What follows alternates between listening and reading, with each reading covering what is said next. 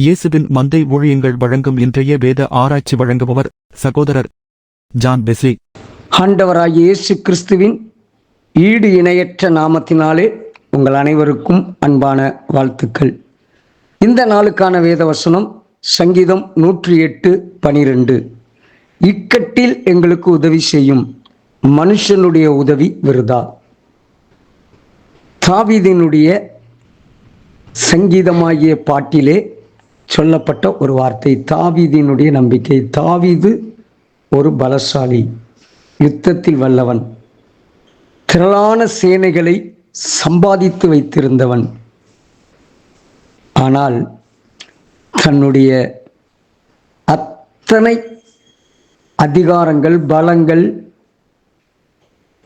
அநேக நாடுகளின் ஒத்துழைப்புகள் அவனுக்கு இருந்தும் அவன் சொல்லுகிறான், எனக்கு வருகிற பாடுகளிலே மனுஷர்கள் அல்ல, யுத்த வீரர்கள் அல்ல, என் ஆயுதங்கள் அல்ல, கர்த்தரே.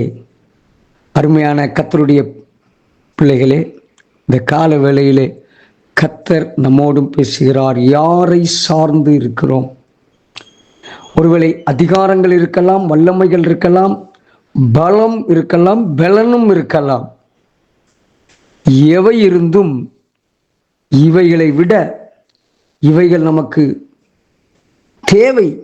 ஆனால் தேவனே, தேவனே, மனுஷனுடைய உதவியை நாடி நிற்கிறோமோ? யோசபாத், ஆகாப் வாழ்க்கையின் சம்பவங்களை பார்த்தோம் என்றால், ஆண்டவரையே சார்ந்திருந்த யோசபாத் கர்த்தரோடு இருந்தான் என்று சொல்லப்பட்டிருக்கும். ஆனால் ஒரு கட்டத்திலே துன்மார்க்கனான ஆகாப்புக்கு கூட அவனுடைய உறவு சென்றபோது அவன், இந்த யோசபாத் தேவனை நாடாமல் தேவனை விட்டு வழி விலகி மனுஷனை, ஏனென்றால் ஆகாப் பலசாலியாய் காணப்படுகிறான், யுத்த வீரனாய் காணப்படுகிறான், பெருந்திரள் சேனைகள் அவனோடு இருக்கிறது, அதிகாரங்கள் இருக்கிறது, எல்லா நாடுகளும் அவனுக்கு அஞ்சி நடக்கிறது. இவைகளை பார்த்தபோது ஆகாப்பை சார்ந்தான் யோசபாத். இந்த யூத ராஜா இஸ்ரவேல் ராஜாவாகிய ஆகாப்போடு சேர்ந்ததினுடைய விளைவு யுத்தத்தில் தோல்வியையும், கர்த்தர் அவனுக்கு வரவேண்டிய ஒரு மரணத்தில் அவனுக்கு ஒரு பாதுகாப்பையும் கொடுத்து, கிருபையை கொடுத்து காப்பாற்றி அவனை சொல்கிறார், துன்மார்க்கனுக்கு துணை நிற்கலாமா?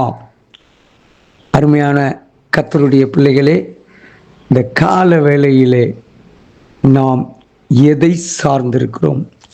கர்த்தரை சார்ந்திருக்கிறோமா? நமக்கு வருகிற ஆபத்திலே சங்கீதம் 107:19 சொல்லுகிறது, தங்கள் ஆபத்திலே கர்த்தரை நோக்கி கூப்பிடுகிறார்கள், அவர்கள் இக்கட்டுகளுக்கு அவர்களை நீங்களாக்கி ரட்சிக்கிறார்.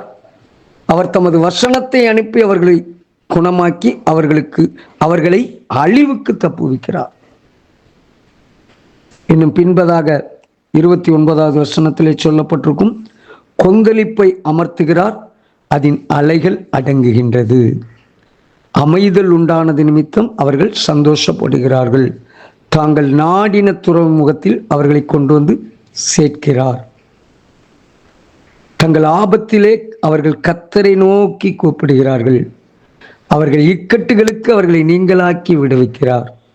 ஆம், அருமையான கர்த்தருடைய பிள்ளைகளே, இந்த கால வேளையிலே நாம் நமக்கு நேரிடுகிற ஆபத்திலே விஞ்ஞானத்தையும், சுய ஞானத்தையும், சுய பலத்தையும் சார்ந்து நிற்கிறோமா? கர்த்தரை சார்ந்திருக்கிறோமா? யோசேப்பை குறித்து நாம் வாசிக்கிறோம். சிறைச்சாலையிலே போடப்பட்டிருந்த வேளையிலும் மனிதர்களை நாடவில்லை, கர்த்தரை மாத்திரம் நோக்கி பார்த்தான். ஆகவே கர்த்தர் அவனுக்கு விடுதலையை கொடுத்து ராஜ்யத்தின் உயர்வான ஸ்தானத்திலே நிறுத்தினார். அவன் கால்கள் விலங்கு போட்ட போதும் கர்த்தர் அவனுக்கு சில கடினமான பாடுகளின் பாதையிலே அழைத்து சென்றாலும் அவருடைய வசனம் அவனை புடமிட்டு அவனுக்கு விடுதலையை பெற்று தந்தது. இந்த கால வேளையிலே தேவனை நாடுவோம், தேவனை நம்புவோம். மனிதனை அல்ல, சரீர பலத்தை அல்ல, உலக சூழ்நிலைகளை அல்ல, கர்த்தரை நாடுவோம். ஜெபிப்போம். அன்பின் தகப்பனே, உம்மை நாடுகிறோம், உம்மை நோக்கி பார்க்கிறோம். எங்கள் ஜெபங்களை கேட்டு எங்களுக்கு அற்புதங்களை செய்தருளும். கர்த்தர் உங்களை ஆசீர்வதிப்பாராக. God bless you. ஆமென்.